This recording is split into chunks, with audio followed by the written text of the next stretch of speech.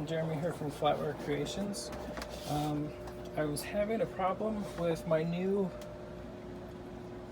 bar from Flatwareables, and what was happening is before we had a little block here.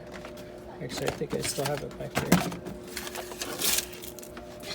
Before we had this block, just turn around like that. So we had this little piece here that once it came up, it would stop right about there. So what I did was, because the new bar doesn't have that. The new bar doesn't have that.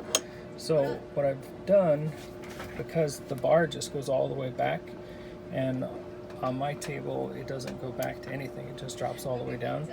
So what I did was do this at your own risk. I don't know how much. I don't think it's gonna take too much out of this piece here. But what I did was I drilled a hole through it. I just happen to have one of these large eyebolts. My first plan was just to put a nut on each side, and that would cinch it in, but I was able to use a tap. Let's see. This is a tap bit. It puts the threads in it, and it just happened to fit that eyebolt. So I drilled my hole in there. I had to go through a couple different bits to build the size up. And then it is kind of slanted, so it lays flat up against my blocks there.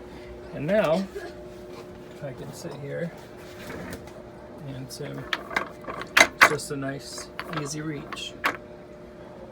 Alright, I just wanted to show you that little hack I did.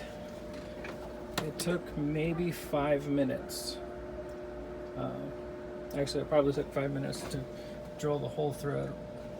But, alright, just wanted to share with you guys my little fix for this, and I hope you guys all keep making.